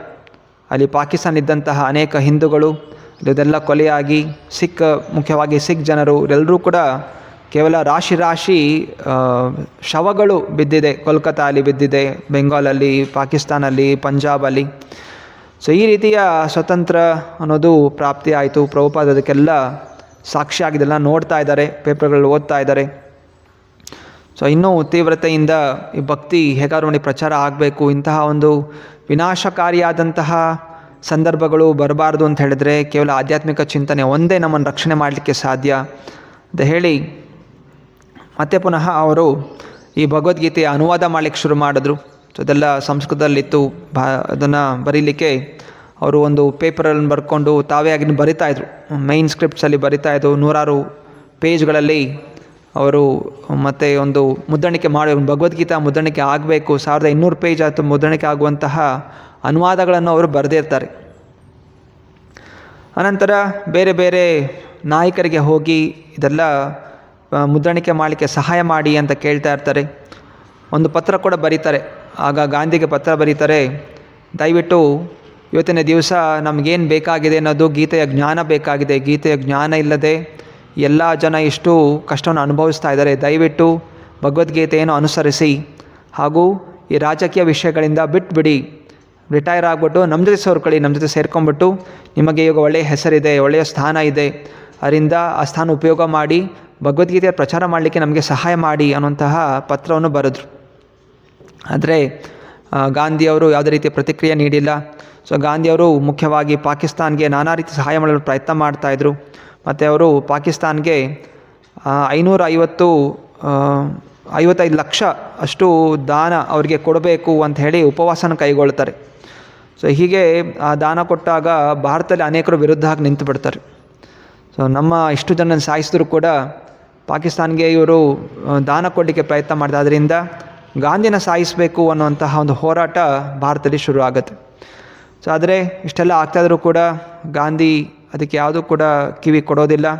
ಒಂದು ದಿವಸ ಅಂದರೆ January 30th, so January 30th ಅಂದು ಒಬ್ಬ ವ್ಯಕ್ತಿ ಬಂದು ಗಾಂಧಿನ ಸಾಯಿಸಿಬಿಡ್ತಾರೆ. ಸೊ ನಾಥುರಾಮ್ ಗೋಡ್ಸೆಯಿಂದ ಅವರ ಮೃತ್ಯು ಅನ್ನೋದು ಆಗುತ್ತೆ. ಸೊ ಇದಕ್ಕೆಲ್ಲವೂ ಕೂಡ ಪ್ರಭುಪಾದರ ಸಮಯದಲ್ಲಿದ್ದರು. ಇದೆಲ್ಲ ಗಮನಿಸಿದರೆ ಯಾವ ರೀತಿ ಸ್ವಾತಂತ್ರ್ಯ ಹೋರಾಟ ಆಯಿತು. ಅನಂತರ ಅವರು ಮಧುರೈಗೆ ಹೋಗ್ತಾರೆ. ಸೊ ಮಧುರೈಗೆ ಹೋಗಿ ಅಲ್ಲಿ ತಮ್ಮ ಒಂದು ವ್ಯಾಪಾರ ಮಾಡಲಿಕ್ಕೆ ಪ್ರಯತ್ನ ಮಾಡ್ತಾರೆ. ಅಲ್ಲಿ ಅವರಿಗೆ ಮುತ್ತುಸ್ವಾಮಿ ಅನ್ನುವಂಥವರು ಪರಿಚಯ ಆಗ್ತಾರೆ. ಸೊ ಅವರ ಮುಖಾಂತರ ಅವರ ಔಷಧಿಗಳನ್ನು ಅವರು ಮಾರಾಟ ಮಾಡ್ತಾಯಿದ್ರು. ಮತ್ತು ಅಲ್ಲಿ ಅವರು ಹೇಳ್ತಾರೆ, ಈ ರೀತಿ ನಾನು ಪುಸ್ತಕವನ್ನು ಮುದ್ರಣಿಕೆ ಮಾಡಬೇಕು ಅಂತಿದ್ದೀನಿ, ಅದಕ್ಕೆ ಫಂಡ್ ಬೇಕಾಗಿದೆ. ಸೊ ಯಾರಾದರೂ ದಾನಿಗಳು ಕೊಡ್ಬೋದಾ ಪ್ರಿಂಟ್ ಮಾಡಿಸ್ಲಿಕ್ಕೆ ಅಂತ. ಸೊ ಅವರು ಪರಿಚಯ ಮಾಡಿ ಒಬ್ಬರು ಡಾಕ್ಟರ್ ಅಲಯ್ಯಪ್ಪ ಅಂತಿದ್ದಾರೆ, ಅವರು ತುಂಬ ದಾನಿಗಳು, ಅವರಿಗೆ ನೀವು ಜೊತೆ ಮಾತಾಡಿ ಅಂತ. ಮತ್ತು ಹಾಗೆ ಪ್ರಭುಪಾದ ತುಂಬ ಖುಷಿಯಿಂದ ಹೋಗಿ ಇದೆಲ್ಲ ತಾವೇನೆಲ್ಲ ಚಿಂತನೆ ತಮ್ಮ ಒಂದು ವಿಚಾರಗಳಿತ್ತನ್ನು ಮುಂದಿಡ್ತಾರೆ. ಸೊ ಅವರ ಒಂದು ವಾಕ್ಶಕ್ತಿಯಿಂದ ಅವರ ಜ್ಞಾನ ನೋಡಿ, ಆಯಿತು ನಿಮ್ಮ ಒಂದು ಆ ಗ್ರಂಥವನ್ನು ಮುದ್ರಣಿಕೆ ಮಾಡ್ತೀವಿ, ಅದೇನು ಬರ್ದಿರೋ ತೊಗೊಂಬನ್ನಿ ಅಂತ ಹೇಳ್ತಾರೆ. ತುಂಬ ಖುಷಿಯಿಂದ ಪ್ರಭುಪಾದ್ ಒಳ್ಳೆಯ ಅವಕಾಶ ಸಿಕ್ಕಿದೆ, ಹೋಗಿದ್ದನ್ನು ತರಬೇಕು ಅಂತ ಹೇಳಿದಾಗ ಆ ಬರೆದಂತಹ ಅಷ್ಟು ಪೇಪರ್ಗಳು ನಾಪತ್ತೆ ಆಗಿಬಿಟ್ಟಿದ್ದೆ, ಕಾಣಿಸ್ತಾ ಇಲ್ಲ, ಎಲ್ಲೂ ಹುಡುಕಿದ್ರು ಕೂಡ ಸಿಗ್ತಾ ಇಲ್ಲ. ಸೊ ಒಂದು ಕಡೆ ಹೇಳ್ತಾಯಿದ್ರು, ಬಹುಶಃ ಅವರ ಹೆಂಡತಿ ಅದನ್ನು ಎಲ್ಲೋ ಮಾರಿಬಿಟ್ಟು ಅದರಿಂದ ಹಣ ತೊಗೊಂಡಿದ್ಲು ಅನ್ನೋಂಥ ವಿಚಾರನೂ ಕೂಡ ಹೇಳಿದರು. ಆದರೆ ಪ್ರಭುಪಾದರಿಗೆ ಆ ಗ್ರಂಥ ಅನ್ನೋದು ಅದು ಸಿಗಲಿಲ್ಲ, ನಿಗೂಢವಾಗಿ ಅದೃಶ್ಯ ಆಗೋಯ್ತು. ಏನೋ ಭಗವಂತನ ಇಚ್ಛೆ ಅಂಥೇಳಿ ಅದನ್ನು ಬಿಟ್ಬಿಡ್ತಾರೆ. ಅನಂತರ 1949 ಅವರು ಅನೇಕ ಈ ಬೆಂಗಾಲಿ ಭಾಷೆಯಲ್ಲಿ ಆಧ್ಯಾತ್ಮಿಕ ವಿಷಯಗಳನ್ನು ಮುದ್ರಣಿಕೆ ಮಾಡ್ತಾ ಇರ್ತಾರೆ. ಗೌಡಿಯ ಪತ್ರಿಕೆ, ಇದು BP ಕೇಶವ್ ಮಹಾರಾಜ್, ಸೊ ಗೌಡಿಯ ಮಠದಲ್ಲಿ ಒಬ್ಬರು ಮಹಾರಾಜ ಅವರು ಪತ್ರಿಕೆಯವರು ಮುದ್ರಣಿಕೆ ಮಾಡ್ತಾ ಇರ್ತಾರೆ. ಅದರಲ್ಲಿ ಆರ್ಟಿಕಲ್ಸ್ ಕೂಡ ಬರಿತಾ ಇರ್ತಾರೆ. ಸೊ ಹಾಗೆಯೇ ತುಂಬ ತೀವ್ರವಾದಂತಹ ಆಧ್ಯಾತ್ಮಿಕ ವಿಷಯಗಳನ್ನು ಹೊಂದಿರುವಂತಹ ಒಂದು ಜ್ಞಾನವನ್ನು ಪ್ರಚಾರ ಮಾಡ್ತಾಯಿದ್ರು. ತಮ್ಮ ಗುರುಗಳ ಹಾಗೆ ಅವರು ಕೂಡ ಏಕೈಕ ಲಕ್ಷ್ಯ ಇವತ್ತಿನ ದಿವಸ ಜನರಿಗೆ ಬೇಕಾಗಿರುವಂಥದ್ದು ಆಧ್ಯಾತ್ಮಿಕತೆ ಇಲ್ಲದೆ ಯಾವುದೇ ರೀತಿಯ ಭೌತಿಕವಾದಂತಹ ಬೆಳವಣಿಗೆ ನಮಗೆ ಸಹಾಯ ಮಾಡಲಿಕ್ಕೆ ಆಗೋದಿಲ್ಲ. ಇವತ್ತಿನ ದಿವಸ ಆಟಮಿಕ್ ಬಾಂಬ್ ನಿರ್ಮಾಣ ಮಾಡಿದ್ದಾರೆ, ನಾವು ಇದನ್ನು ಸುರಕ್ಷಿತವಾಗಿ ಒಳ್ಳೆಯದಕ್ಕೆ ಉಪಯೋಗ ಮಾಡ್ತೀವಿ ಅಂತ ಆ ದೇಶದ ನಾಯಕರು ಹೇಳ್ತಾ ಇದ್ದಾರೆ. ಆದರೆ ನಿಜವಾಗಿ ಇದಕ್ಕಲ್ಲ. ಇದೆಲ್ಲ ಒಂದು ದಿವಸ ಇದು ವಿನಾಶಕಾರಿ ಆಗುತ್ತೆ. ಈ ಎಲ್ಲ ಜನರು ಹಿಟ್ಲರ್, ಚರ್ಚಿಲ್ ಹಾಗೂ ಇಂದಿರಾ ಗಾಂಧಿ ಇವರೆಲ್ಲರೂ ಕೂಡ ಅಸುರರು ಅಂತ ಕೂಡ ಪ್ರಭುಪಾದರು ಆ ಒಂದು ಪತ್ರಿಕೆಯಲ್ಲಿ ಬರೆದಿದ್ದರು. ಕೇವಲ ಸ್ವಾರ್ಥಿಗಳಾಗಿದ್ದಾರೆ. ಅನಂತರ ಕ್ರಮೇಣವಾಗಿ ಲಕ್ನೋವಲ್ಲೂ ಕೂಡ ಫ್ಯಾಕ್ಟ್ರಿ ಏನಾಗಿತ್ತು, ಅಲ್ಲಿ ಸೇಲ್ಸ್ ಒಂದು ಕಡಿಮೆ ಆಗ್ತಾ ಹೋಯಿತು, ಲಾಸಲ್ಲಿ ಹೊಟ್ಟೋಯಿತು. ಮತ್ತು ಲಕ್ನೋವಲ್ಲೂ ಕೂಡ ಅವರು ತಮ್ಮ ಫ್ಯಾಕ್ಟ್ರಿನ ಕ್ಲೋಸ್ ಮಾಡ್ತಾರೆ. ಮತ್ತೆ ಪುನಃ ವಾಪಸ್ ಪ್ರಯಾಗ್ರಾಜಿಗೆ ಬರ್ತಾರೆ. ಪ್ರಯಾಗ್ರಾಜಿಗೆ ಬಂದು ಅಲ್ಲೊಂದು ಸಣ್ಣ ಫ್ಯಾಕ್ಟ್ರಿ ಓಪನ್ ಮಾಡ್ತಾರೆ. ಅನಂತರ ಹೀಗೆ ಪ್ರಯತ್ನ ಮಾಡ್ತಾರೆ ತಿರ್ಗಾ ಸೇಲ್ಸನ್ನು ಮಾಡಲಿಕ್ಕೆ. ಆಗ ಶ್ರೀಲ ಭಕ್ತಿಸಿಂಹ ಠಾಕೂರ್ ಮತ್ತೆ ಅವ್ರ ಕನ್ಸಲ್ಲಿ ಬರ್ತಾರೆ. ಮತ್ತೆ ಕನ್ಸಲ್ಲಿ ಬಂದು ಸನ್ಯಾಸ ಸ್ವೀಕಾರ ಮಾಡು ಅನ್ನುವಂತಹ ವಿಷಯವನ್ನು ಹೇಳ್ತಾರೆ. ಈಗ ಪ್ರಭುಪಾದಗೆ 5 ಜನ ಮಕ್ಕಳಾಗಿದ್ದಾರೆ. 5 ಜನ ಮಕ್ಕಳನ್ನ ಬಿಟ್ಟು ಹೆಂಗೆ ಸನ್ಯಾಸ ತೊಗೊಳ್ಳೋದು, ಅವ್ರನ್ನ ಬೆಳೆಸಬೇಕು ಚಿಂತನೆಯಲ್ಲಿ. ಮತ್ತು ಅವರು ಬಿಟ್ಬಿಡ್ತಾರೆ. ಅನಂತರ ಅವರು ಇಷ್ಟೇ ಚಿಂತನೆ ಮನಸ್ಸಲ್ಲಿ ಯೋಚನೆ ಮಾಡ್ತಾರೆ. ಶ್ರೀಮದ್ ಭಾಗವತದಲ್ಲಿ ಶ್ಲೋಕ ಇದೆ, ಯಸ್ಯಾಹಂ ಅನುಗ್ರಹಾಮೆ ಹರಿಷ್ಯೇ ತದ್ ಧನಂ ಸನೈಹಿ. ಯಸ್ಯಾಹಂ ಅನುಗ್ರಹ, ಯಾರ ಮೇಲೆ ನನ್ನ ಅನುಗ್ರಹ ಬೀಳುತ್ತೆ, ಕೃಷ್ಣ ಹೇಳಿದ್ದಾನೆ ಶ್ರೀಮದ್ ಭಾಗವತಮಲ್ಲಿ, ಹರಿಷ್ಯೇ ತದ್ ಧನಂ ಶನೈಹಿ, ಅವರ ಧನ, ಅವರ ಪರಿವಾರ ಎಲ್ಲರೂ ಕೂಡ ನಾನು ಅಪಹರಿಸ್ಬಿಡ್ತೀನಿ. ಆಗ ಏನು ಇಲ್ಲದೆ ಇದ್ದವನ್ನ ಯಾರು ಕೂಡ ಲೆಕ್ಕಿಸ್ತಿಲ್ಲ. ಅದರಿಂದ ಅವನು ಸ್ವತಂತ್ರನಾಗಿ ಭಕ್ತಿಯಲ್ಲಿ ಮುಂದುವರಿತಾನೆ ಅನ್ನೋದು ಭಗವಂತ ಹೇಳಿದ್ದಾನೆ. ಸೊ ಇದನ್ನು ಶ್ರೀ ಪ್ರಭುಪಾದರು ಸ್ಮರಣೆ ಮಾಡ್ತಾ ಇದ್ದಾರೆ. ಅವ್ರ ಹೆಂಡತಿ ಇದ್ದ ಏನು ಲಾಸ್ ಆದರೂ ಕೂಡ ಯಾವುದೇ ರೀತಿ ಸಹಾಯ ಮಾಡ್ತಾ ಇರಲಿಲ್ಲ. ಹೌದು ನಾನು ಏನಾದರೂ ಸಹಾಯ ಮಾಡ್ತೀನಿ, ತುಂಬ ದುಃಖಿತರ, ಯಾವುದೇ ರೀತಿ ಪ್ರತಿಕ್ರಿಯೆ ಇಲ್ಲ. ಅವಳಂತಲೂ ಆಯಿತು ನಿನ್ನ ಜೊತೆ ನಾನು ಇರೋದಿಲ್ಲ, ನನ್ನ ತಂದೆ ಮನೆಗೆ ಹೋಗ್ತೀನಿ ಅಂತ ಹೇಳಿ ಅವ್ರ ತಂದೆ ಮನೆಗೆ ಹೋಗ್ಬಿಡ್ತಾರೆ ಕೋಲ್ಕತ್ತಾದಲ್ಲಿ. ನಂತರ ಅಭಯ್ ನೋಡ್ತಾನೆ. ಸೊ ಬರ್ತಾರೆ. ಹೆಂಡ್ತಿನ ಇಲ್ಲೇ ಬಿಟ್ಟರೆ ಮತ್ತು ಇನ್ನೂ ಜಾಸ್ತಿಯಾಗಿ ಅವಳು ಭೌತಿಕವಾಗಿ ಮುಳುಗ್ಬಿಡ್ತಾಳೆ. ಸೊ ತಂದೆ ಮೇಲೆ ಬಿಡೋದು ಬೇಡ, ಯಾಕಂದ್ರೆ ಮುಂಚೆನೇ ಚಾಯ್ ಕುಡಿಯೋದಂತೂ ಚಟ ಇದ್ದೇ ಇತ್ತು. ಸೊ ಇನ್ನೂ ಜಾಸ್ತಿ ಇನ್ನೂ ಖರೀದಿ ಮಾಡೋದು, ಹೊರಗಿನ ಸಾಮಾನುಗಳು ತಿನ್ನೋವಂಥದ್ದು ಇದೆಲ್ಲ ಮಾಡ್ತಾಳೆ ಅಂತ ಹೇಳಿ ಮತ್ತು ಹೇಗೋ ಬೇರೆ ಮನೆಯನ್ನು ಮಾಡಿ ಅಲ್ಲಿ ಇರ್ತಾರೆ. ಈಗ 54 ವರ್ಷ ಆಗಿದೆ ಪ್ರಭುಪಾದರಿಗೆ. ಸೊ ಈಗ ವಾನಪ್ರಸ್ಥಿ ಆಗಬೇಕು ಅಂತ ಚಿಂತನೆ ಮಾಡ್ತಾ ಇದ್ದಾರೆ, ಪರಿವಾರ ನೋಡ್ಕೋಬೇಕು. ಆದರೆ ಇನ್ನೂ ನಾನು ನನ್ನ ಗುರುಗಳ ಆದೇಶ ಏನಿದೆ ಅದನ್ನು ಪೂರ್ಣಗೊಳಿಸ್ಲಿಕ್ಕೆ ಆಗಿಲ್ಲ. ಮತ್ತು ಯಾವಾಗ ಅದು ದಿನ ದಿನ ಹೋಗ್ತಾ ಇದೆ, ವಯಸ್ಸಾಗ್ತಾ ಹೋಗುತ್ತೆ. ಅದರಿಂದ ಮತ್ತೆ ಅವರು ಹೋಗ್ತಾರೆ, ಪ್ರಯಾಣ ಮಾಡ್ತಾರೆ, ಕೋಲ್ಕತ್ತಾಗೆ ಬರ್ತಾರೆ. ಕೋಲ್ಕತ್ತಾಯಿಂದ ಪ್ರಯಾಗ್ರಾಜ್ಗೆ ಹೋಗ್ತಾರೆ. ಅಲ್ಲಿ ಸ್ವಲ್ಪ ಸಮಯ, ಇಲ್ಲಿ ಸ್ವಲ್ಪ ಸಮಯ, ಹೀಗೆ ಕಳೀತಾ ಇದ್ದಾರೆ. ಹಾಗೂ ಗಮನಿಸ್ತಾ ಇದ್ದಾರೆ ಹೇಗೆ ಬ್ರಿಟಿಷರು ಬಿಟ್ಟ ಮೇಲೂ ಕೂಡ ಸ್ವಾತಂತ್ರ್ಯ ಬಂದಿದೆ. ಅಲ್ಲಿ ಜನರ ಒಂದು ಚಿಂತನೆ, ಜನರ ಒಂದು ಜೀವನ ಶೈಲಿ ಬದಲಾಗ್ತಾ ಇದೆ. ಟ್ರೈನಲ್ಲಿ ಈಗೆಲ್ಲ ಈ ಚಾಯ್ ಅನ್ನೋದು ಜಾಸ್ತಿ ಆಗ್ತಾ ಇದೆ. ಹಾಗೂ ಜೊತೆಯಲ್ಲಿ ಜನರು ಸಿಗರೇಟ್ ಸೇದಲಿಕ್ಕೆ ಶುರು ಮಾಡ್ತಾ ಇದ್ದಾರೆ. ಹಾಗೂ ಹೆಣ್ಣು ಮಕ್ಕಳು ಒಬ್ಬಂಟಿಯಾಗಿ ಪ್ರಯಾಣ ಮಾಡಲಿಕ್ಕೆ ಶುರು ಮಾಡ್ತಾರೆ, ಕೆಲಸಕ್ಕೆ ಹೋಗಬೇಕು. ಸೊ ಈ ಎಲ್ಲ ವಿಷಯಗಳು ಬದಲಾವಣೆ, ಇದೆಲ್ಲ ಪಾಶ್ಚಾತ್ಯ ದೇಶದ ಒಂದು ಸಂಸ್ಕೃತಿ ನಮ್ಮ ಒಂದು ಭಾರತಕ್ಕೆ ಸೇರ್ಕೋತಾ ಇದೆ ಅನ್ನೋದನ್ನು ಅವರು ಗಮನಿಸ್ತಾ ಇದ್ದಾರೆ. ಮುಂದೆ ಅವರು ಇಲ್ಲೆಲ್ಲ ಪ್ರಯಾಗ್ರಾಜಲ್ಲೂ ಕೂಡ ಏನೂ ಪ್ರಯೋಜನ ಆಗಲಿಲ್ಲ. ಮತ್ತು ಅವ್ರಿಗನ್ಸುತ್ತೆ ನಾನು ಈಗ ಇದನ್ನೆಲ್ಲ ನನ್ನ ಮಗನಿಗೆ ಕೊಟ್ಬಿಡ್ತೀನಿ. ಸೊ ಮಗ ಒಬ್ಬ ದೊಡ್ಡವನಾಗಿದ್ದಾನೆ, ಹಾಗೂ ತಂಗಿ ಮಗ ಕೂಡ ಇದ್ದಾರೆ. ಸೊ ಅವರಿಗೆ ಆ ಜವಾಬ್ದಾರಿ ಕೊಟ್ಟು ನೀವು ಏನಾಗುತ್ತೆ ನೀವು ಅದನ್ನು ನಡ್ಸ್ಕೊಂಡು ಹೋಗಿ, ನಾನು ಸ್ವಲ್ಪ ಆಧ್ಯಾತ್ಮಿಕವಾಗಿ ನಾನು ಏನೋ ಸಾಧನೆ ಮಾಡಬೇಕು ಅಂತಿದ್ದೀನಿ, ಸೇವೆ ಮಾಡಬೇಕು ಅಂತ ಇದ್ದೀನಿ, ಅದರಿಂದ ನಾನು ಝಾನ್ಸಿಗೆ ಹೋಗ್ತೀನಿ ಅಂತ ಹೇಳಿ ಅವರು ಝಾನ್ಸಿಗೆ ಹೋಗ್ತಾರೆ. ಯಾಕೆಂತ ಹೇಳಿದ್ರೆ ಮುಂಚೆ ಒಮ್ಮೆ ಅವರು ಈ ಸೇಲ್ಸ್ ಮಾಡ್ತಾ ಇದ್ದ ಹಾಗೆ ಝಾನ್ಸಿಯಲ್ಲಿ ಒಬ್ಬರು ಡಾಕ್ಟರ್ ಡೂಬೆ ಅನ್ನೋವಂಥವರು ಪರಿಚಯ ಆಗಿದ್ದರು. ಅವರು ಝಾನ್ಸಿ ಆಸ್ಪತ್ರೆ ಇತ್ತು ಅವರಲ್ಲಿ. ಅದರಿಂದ ಅವರಲ್ಲಿ ಗೀತಾ ಮಂದಿರಲ್ಲಿ ಪ್ರವಚನ ಕರೆಸಿದ್ರು. ಅಲ್ಲಿ ಪ್ರವಚನ ಕೊಟ್ಟಾಗ ಅನೇಕ ಜನ ವಿದ್ಯಾರ್ಥಿಗಳು, ಮೆಡಿಕಲ್ ಕಾಲೇಜ್ ವಿದ್ಯಾರ್ಥಿಗಳೆಲ್ಲ ಬಂದು ಭಾಗವಹಿಸಿದ್ರು. ಹಾಗೂ ಅವರೆಲ್ಲ ತುಂಬ ಗುಣಗಾನ ಮಾಡಿದರು, ತುಂಬ ಚೆನ್ನಾಗಿ ಪ್ರವಚನ ಕೊಟ್ಟಿದ್ದೀರಾ, ಹೀಗೆ ಬಾರಿ ಬರ್ತಾ ಇರಿ ಅನ್ನುವಂತಹ ಉತ್ಸಾಹ ಕೊಟ್ಟಿದ್ದರು. ಅದರಿಂದ ಪ್ರಭುಪಾದಗಳು ಬಹುಶಃ ನಾನು ಇಲ್ಲಿ ಹೋದರೆ ಜನ ಕೇಳ್ತಾ ಇದ್ದಾರೆ, ನನ್ನ ಮಾತುಗಳನ್ನ ಯಾರೋ ಕೇಳ್ತಾ ಇದ್ದಾರೆ, ಬಹುಶಃ ಇಲ್ಲಿ ನಾನು ಪ್ರಚಾರ ಶುರು ಮಾಡಬಹುದು, ಭಕ್ತಿ ಪ್ರಚಾರ ಆಗಬೇಕು, ಎಲ್ಲಿಂದನೂ ಶುರು ಮಾಡಬೇಕು, ವಯಸ್ಸಾಗ್ತಾ ಇದೆ, ಗುರುಗಳ ಆದೇಶ ಪಾಲನೆ ಮಾಡಬೇಕು ಅನ್ನೋ ಚಿಂತನೆಯಿಂದ ಅವರು ಮಗನಿಗೆ ವಹಿಸ್ಬಿಟ್ಟು ಅಲ್ಲಿ ಫ್ಯಾಕ್ಟ್ರಿನ ವಹಿಸಿ ಝಾನ್ಸಿಗೆ ಹೋಗ್ತಾರೆ. ಸೊ ಝಾನ್ಸಿಯಲ್ಲಿ ಅನೇಕ ಜನ ದೊಡ್ಡ ದೊಡ್ಡ ವ್ಯಕ್ತಿಗಳು ಪರಿಚಯ ಆಗ್ತಾರೆ. 25 ವರ್ಷ ಪ್ರಭಾಕರ್ ಮಿಶ್ರಾ ಅನ್ನುವಂಥವರು ವೇದಾಂತ ಸಂಸ್ಕೃತ ಕಾಲೇಜ್ ಅವ್ರ ಪ್ರಿನ್ಸಿಪಲ್ ಆಗಿದ್ದರು. ಡಾಕ್ಟರ್ ಮಲಿಕ್, ಡಾಕ್ಟರ್ ಸಿದ್ಧಿ, ಅನೇಕ ಮತ್ತು ಮೆಡಿಕಲ್ ಕಾಲೇಜ್ ವಿದ್ಯಾರ್ಥಿಗಳು ಅವರೆಲ್ಲರೂ ಕೂಡ ಪ್ರವಚನಕ್ಕೋಸ್ಕರ ಬಂದು ಕೂರ್ತಾಯಿದ್ರು. 56 ವರ್ಷ ಅಭಯ್ ಚರಣ್ಗೆ ತಮ್ಮ ಗುರುಗಳ ಮಾತನ್ನು ನೆನೆಸ್ಕೋತಾ ಇದ್ದಾರೆ. ಸೊ ಈಗ ಗೌಡಿಯ ಮಠ ಅಂತೂ ಪೂರ್ಣವಾಗಿ ನಿಂತೋಗ್ಬಿಟ್ಟಿದೆ, ಏನೂ ಅಲ್ಲಿ ಪ್ರಚಾರ ಅನ್ನೋದು ನಡೀತಾನೇ ಇಲ್ಲ, ಕೆಲವು ಕಿತ್ತಾಟ ಇದೇ ಕೂಡ ನಡೀತಾ ಇದೆ. ಸೊ ಅದರಿಂದ ಪ್ರಭುಪಾದರು ಮತ್ತೆ ನಾನು ಅವ್ರ ಜೊತೆ ಸೇರ್ಕೊಂಡು ಏನೂ ಕೂಡ ಮಾಡಲಿಕ್ಕೆ ಆಗೋದಿಲ್ಲ, ಯಾರು ನನ್ನ ಮಾತು ಕೇಳೋದಿಲ್ಲ, ಅವರೆಲ್ಲ ನನಗಿಂತ ದೊಡ್ಡ ದೊಡ್ಡ ಸನ್ಯಾಸಿಗಳಿದ್ದಾರೆ. ಅದರಿಂದ ನಾನೇ ಕೂಡ ಹೊಸದಾಗಿ ಏನೋ ಮಾಡಬೇಕು, ನನ್ನ ಗುರುಗಳ ಆದೇಶ ನಾನು ಪಾಲನೆ ಮಾಡೋಕ್ಕೆ ಶುರು ಮಾಡಬೇಕು ಅಂತ ಹೇಳಿ ಅವರು ಒಂದು ಲೀಗ್ ಆಫ್ ಡಿವೋಟೀಸ್, ಭಕ್ತಾದಿಗಳ ಒಂದು ಕಮಿಟಿ ನಾನು ಮಾಡ್ತೀನಿ, ಗುರುಗಳ ಆದೇಶ ಇತ್ತು ಆ ರೀತಿ ನಾನು ಇಲ್ಲಿ ಸ್ಥಾಪನೆ ಮಾಡಲಿಕ್ಕೆ ಪ್ರಯತ್ನ ಮಾಡ್ತೀನಿ ಅಂತ ಹೇಳಿ ಅವರು ತಮ್ಮ ಈ ಚಿಂತನೆಯನ್ನು ಎಲ್ಲ ಜನರ ಮುಂದೆ ಇಡ್ತಾರೆ. ಪ್ರಭಾಕರ್ ಮಿಶ್ರಾ, ಡಾಕ್ಟರ್ ಡೂಬೆ. ಸೊ ಝಾನ್ಸಿ ಕೂಡ ಒಳ್ಳೆಯ ಸ್ಥಳ. ಪಾಂಡವರು ಬಂದಿದ್ದರು ವನವಾಸದಲ್ಲಿ 5000 ವರ್ಷಗಳ ಹಿಂದೆ, ದ್ವಾಪರ ಯುಗದಲ್ಲಿ ಪಾಂಡವ ವನವಾಸ ಆಗಿರೋ ಝಾನ್ಸಿಯಲ್ಲಿ ಬಂದವರು ನಿವಾಸ ಮಾಡಿದರು. ಸೊ ಅದು ಹಾಗೂ ಕೂಡ ರಾಣಿ ಲಕ್ಷ್ಮೀಬಾಯಿ ಇದಂತಹ ವೀರಶೂರರು ಹೋರಾಟ ಮಾಡಿದಂತಹ ಸ್ಥಳ, ಒಳ್ಳೆಯ ಸ್ಥಳ ಅಂತ ಹೇಳಿ ಅಲ್ಲೇ ಅವರು ಇರ್ತಾರೆ. ಡಾಕ್ಟರ್ ಶಾಸ್ತ್ರಿ ಅವರು ತಮ್ಮ ಮನೆಯ 2ನೇ ಫ್ಲೋರಲ್ಲಿ ಮಹಡಿಯಲ್ಲಿ ಅವರು ಇರಲಿಕ್ಕೆ, ವಾಸ ಮಾಡಲಿಕ್ಕೆ ಅವಕಾಶ ಕೊಟ್ಟಿರ್ತಾರೆ. ಶ್ರೀ ರಾಧಾ ಶ್ಯಾಮಚಂದ್ರ ಭಗವಾನ್ ಕಿ, ಶ್ರೀ ಗೌರ್ನೆಥ ಕಿ ಚಾಯ್. ಸೊ ಫಸ್ಟ್ ಫ್ಲೋರಲ್ಲಿ ಡಾಕ್ಟರ್ ಶಾಸ್ತ್ರಿ ಅವರ ಕ್ಲಿನಿಕ್ ಇರುತ್ತೆ. ಸೊ ಅವರ ಔಷಧಿಗಳು, ಪೇಷಂಟ್ಗಳು ನೋಡುವಂಥದ್ದು. ಸೊ ಪ್ರಭುಪಾದ್ ಜೊತೆಯಲ್ಲಿ 2ನೇ ಮಹಡಿಯಲ್ಲಿ ಇರ್ತಾರೆ. ಕೆಲವೊಮ್ಮೆ ಪೇಷಂಟ್ಗಳಿಗೆ ಏನೋ ಜ್ಞಾನ ಕೊಡುವಂಥದ್ದು, ಕೆಲವೊಮ್ಮೆ ಇವರೆಲ್ಲ ಗುಂಪುಗಳು ಸೇರ್ಕೊಂಡು ಮಾತನಾಡುವಂಥದ್ದು. ಬೇರೆ ಬೇರೆ ಮಂದಿರಗಳಲ್ಲಿ, ಗೀತಾ ಮಂದಿರ ಅಲ್ಲಿ ಹೋಗಿ ಪ್ರತಿನಿತ್ಯ ಸಾಯಂಕಾಲ ಪ್ರವಚನ ಕೊಡುವಂಥದ್ದು. ಬೆಳಗಿನ ಜಾವ ಬೇರೆ ಬೇರೆ ಜನರನ್ನು ಹೋಗಿ ಭೇಟಿಯಾಗಿ ಜ್ಞಾನ ತಿಳಿಸುವಂಥದ್ದು, ಹಾಗೂ ಫಂಡ್ಸ್ಗಳ ಬಗ್ಗೆ ಕಲೆಕ್ಷನ್ ಮಾಡುವಂಥದ್ದು, ಇದೆಲ್ಲ ಪ್ರಯತ್ನ ಮಾಡ್ತಾಯಿದ್ರು. ಸೊ ಅಷ್ಟು ಸುಲಭ ಅಲ್ಲ. ಏನು ನಾವು ಇವತ್ತಿನ ದಿವಸ ದೊಡ್ಡ ದೊಡ್ಡ ಮಂದಿರಗಳು ನೋಡ್ತಾ ಇದ್ದೀವಿ, ಇಸ್ಕಾನ್ ಮಂದಿರ. ಪ್ರಭುಪಾದರ ಸಂಘರ್ಷ ಸಮಯದಲ್ಲಿ ಎಷ್ಟೋ ಸಮಯ ಕೊಟ್ಟಿದ್ದರು. ಅನಂತರ ಒಂದು ದಿವಸ ಝಾನ್ಸಿಯಲ್ಲಿ ಹೀಗೆ ವಿಹಾರ ಮಾಡ್ತಾ ಇರಬೇಕಾದ್ರೆ ಅವರು ನೋಡ್ತಾರೆ, ಅಲ್ಲೊಂದು ದೊಡ್ಡ ಒಂದು ಬಿಲ್ಡಿಂಗ್ ಇರುತ್ತೆ, ಭಾರತಿ ಭವನ ಅಂತ.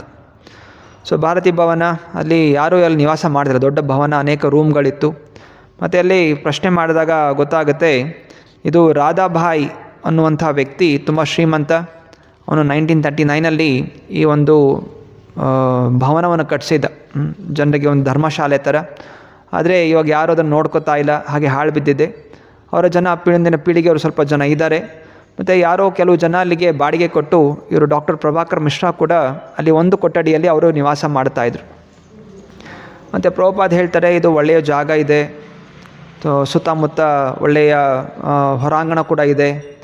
ಸೊ ಈ ಒಂದು ಜಾಗದಲ್ಲಿ ನಮಗೆ ಮಠ ಸ್ಥಾಪನೆ ಮಾಡಿದ್ರೆ, ಇದು ಝಾನ್ಸಿ ಇದಕ್ಕೆ ಒಂದು ಸೆಂಟ್ರಲ್ ಇದೆ, ಸಿಟಿ ಸೆಂಟ್ರಲ್ ಇದೆ, ಅದರಿಂದ ಪ್ರಚಾರ ಮಾಡಲಿಕ್ಕೆ ನಮಗೆ ಸಹಾಯ ಆಗುತ್ತೆ. ಸೊ ಈ ಒಂದು ಜಾಗ ನಮಗೆ ದಾನವಾಗಿ ಸಿಗ್ಬೋದಾ, ಇದನ್ನು ಪ್ರಯತ್ನ ಮಾಡ್ಬೋದಾ ಅನ್ನೋಂಥ ವಿಷಯವನ್ನು ಹೇಳ್ತಾರೆ. ಹಾಗೂ ಲೀಗ್ ಆಫ್ ಡಿವೋಟೀಸ್ ಈ ಥರ ಸ್ಥಾಪನೆ ಮಾಡಬೇಕು, ಎಲ್ಲ ಆಧ್ಯಾತ್ಮಿಕ ಚಿಂತಕರಿದ್ದಾರೆ. ಸೊ ಹಾಗೆಯೇ ಇವರೆಲ್ಲರೂ ಕೂಡ ಮಾಡಿ ಇದರ ಓನರ್ ಈಗ ರಾಧಾ ಭಾಯ್ ಅವರ ಒಬ್ಬ ಪೀಳಿಗೆ, ಮುಂದಿನ ಪೀಳಿಗೆ ಹೋಗಿದ್ದಾರೆ, ರೇವಾಶಂಕರ್ ಭಯಾಲ್ ಅಂತ. ಅವ್ರ ಹತ್ರ ಹೋಗಿ ಮಾತಾಡ್ತಾರೆ. ಸೊ ಈ ರೀತಿ ನಾವೆಲ್ಲ ಕೂಡ ಆಧ್ಯಾತ್ಮಿಕ ಚಿಂತಕರು, ದಯವಿಟ್ಟು ನಮಗೆ ಈ ಒಂದು ಸ್ಥಳವನ್ನು ಕೊಡಿ. ಸೊ ನಾವು ಈ ಸ್ಥಳವನ್ನು ಲೋಕ ಕಲ್ಯಾಣಕ್ಕೋಸ್ಕರ ಉಪಯೋಗ ಮಾಡ್ತೀವಿ, ಅದರಿಂದ ಸುಮ್ಮನೆ ಅದು ಹಾಳು ಬಿದ್ದಿದೆ, ಬೇರೆ ಯಾರೋ ಕೊಡೋ ಬದಲು ಅಥವಾ ಸುಮ್ಮನೆ ಮಾರಾಟ ಮಾಡೋ ಬದಲು ನಮಗೆ ಕೊಟ್ಟರೆ ನಾವು ಇದನ್ನು ಈ ಝಾನ್ಸಿಯಲ್ಲಿ ಒಂದು ಒಳ್ಳೆಯ ಕೇಂದ್ರ ಬಿಂದುವಾಗಿ ಮಾಡ್ತೀವಿ, ಜ್ಞಾನದ ಕೇಂದ್ರ ಬಿಂದುವಾಗಿ ಮಾಡ್ತೀವಿ ಅಂತ ಹೇಳಿ ಅವರು ಪ್ರಾರ್ಥನೆ ಮಾಡ್ಕೋತಾರೆ. ಹಾಗೆಯೇ ಆ ವ್ಯಕ್ತಿ ಕೇಳಿಸ್ಕೊತಾನೆ, ಆಯಿತು ನೋಡೋಣ, ಸದ್ಯಕ್ಕೆ ನೀವು ಇಲ್ಲಿಂದ ಪ್ರಚಾರ ಮಾಡಲಿಕ್ಕೆ ಶುರು ಮಾಡ್ಬೋದು, ನೀವು ಏನು ಮಾಡ್ತೀರ ನೋಡೋಣ, ಮುಂದೆ ನೋಡೋಣ, ಇನ್ನೂ ಟ್ರಾನ್ಸ್ಫರ್ ಮಾಡೋದ್ರ ಬಗ್ಗೆ ಯೋಚನೆ ಮಾಡ್ತೀನಿ ಅಂತ ಹೇಳಿದರು. ಆಯಿತು.